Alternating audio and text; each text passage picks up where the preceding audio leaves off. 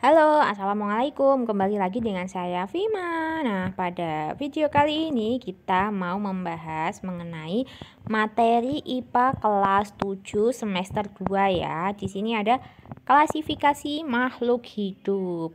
Oke, yuk langsung aja. Let's go. Nah, keanekaragaman makhluk hidup itu makhluk hidup di dunia memiliki keragaman bentuk, ukuran, habitat, atau tingkah laku. Terus perbedaan yang terjadi antar individu disebut variasi. Klasifikasi dilakukan untuk memudahkan mempelajari makhluk hidup ya guys. Lanjut. Nah, ini adalah Carolus Linnaeus. Klasifikasi merupakan suatu cara yang sistematis dalam mempelajari objek dengan melihat persamaan dan perbedaan ciri-ciri makhluk hidup. Ilmu yang mempelajari tentang klasifikasi makhluk hidup disebut taksonomi. Babak taksonomi yaitu Carolus Linnaeus. Taksonomi menurut Linnaeus masih digunakan sampai saat ini. Jadi ini adalah penemu taksonomi ya. Nah, tahapan klasifikasi yang pertama itu ada identifikasi ciri-ciri makhluk hidup, pengelompokan berdasarkan persamaan yang ditemukan. Apabila dalam suatu kelompok ditemukan perbedaan, maka individu tersebut bisa dipisahkan dari kelompok. Nah, ini ada urutan takson dalam klasifikasi ya. Yang paling bawah sendiri itu ada spesies, terus ada genus, ada family, ada order, terus ada kelas, ada phylum, ada kingdom, domain, dan life. Nah, dalam sistem klasifikasi, makhluk hidup dikelompokkan dalam suatu tingkatan atau takson. Dalam takson, makhluk hidup dikelompokkan berdasarkan persamaan ciri-ciri yang umum hingga khusus ya. Bila semakin sedikit persamaannya, maka semakin jauh kekerabatannya. Nah, sekarang ini ada metode penamaan ilmiah. Linnaeus menggunakan sistem binomal nomenklatur untuk membuat nama ilmiah. Terdiri dari dua kata Latin. Kata pertama menunjukkan genus. Huruf pertama ditulis dengan huruf kapital. Kata kedua menunjukkan spesies yang diawali dengan huruf kecil.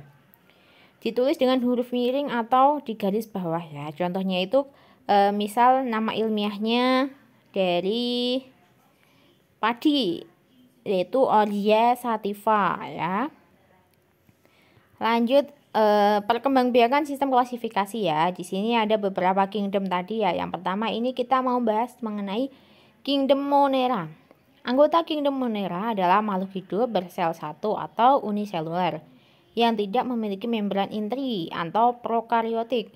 Pada umumnya, organisme ini berkembang biak dengan cara membelah diri. Anggota kingdom Monera meliputi bakteri dan ganggang biru atau cyanobacteria. Nah, ini gambarnya ya. Lanjut untuk selanjutnya ini ada kingdom Protista. Protista memiliki membran inti atau eukariotik, bersel tunggal dan multiseluler. Protista dibedakan menjadi protista mirip hewan atau protozoa dan protista mirip tumbuhan atau alga atau ganggang ya. Dan protista mirip jamur. Nah, ini ada amuba, euglena, dan parasimium. Selanjutnya ada kingdom fungi.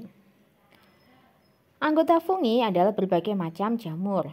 Fungi memiliki membran inti, dinding sel terbuat dari kitin, tubuh jamur tersusun atas benang-benang yang disebut hifa. Kumpulan hifa disebut miselium. Tubuh jamur disebut talus. Jamur hidup dengan saprofit atau parasit dan berkembang biak dengan spora. Nah, ini ada contoh jamur kuping ya. Selanjutnya ada kingdom pelantai atau lumut. Lumut memiliki akar, batang, dan daun yang bukan sejati dan belum memiliki berkas pembuluh.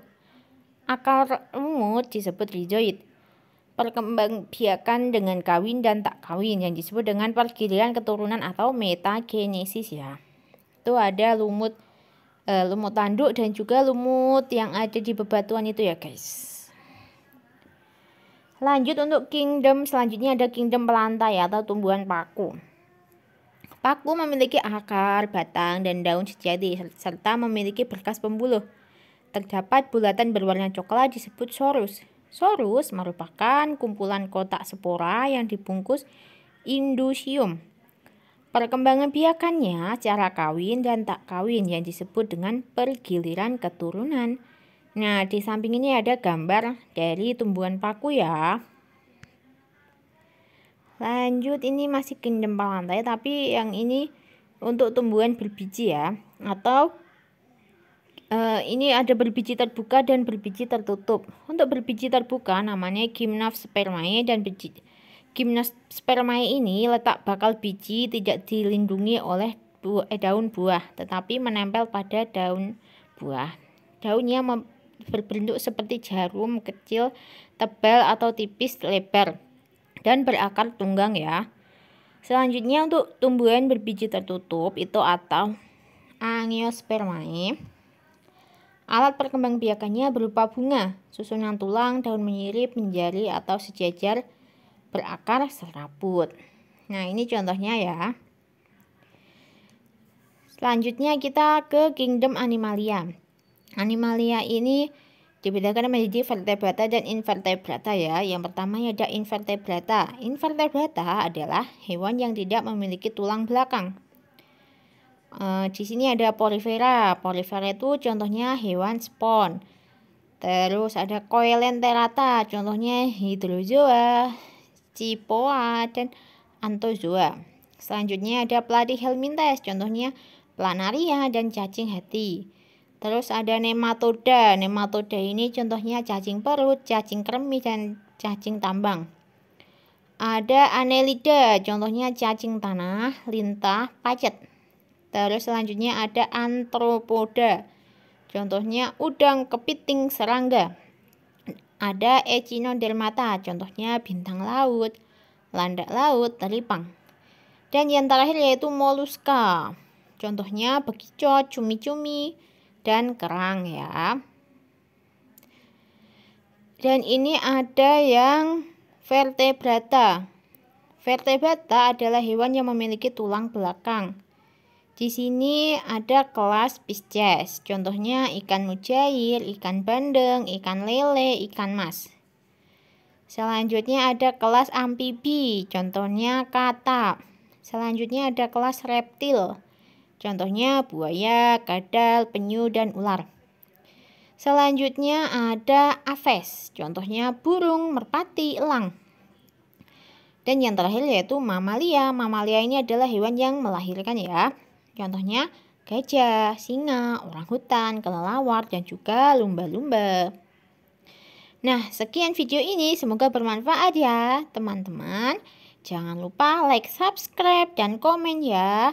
Sampai jumpa di video selanjutnya. Wassalamualaikum warahmatullahi wabarakatuh.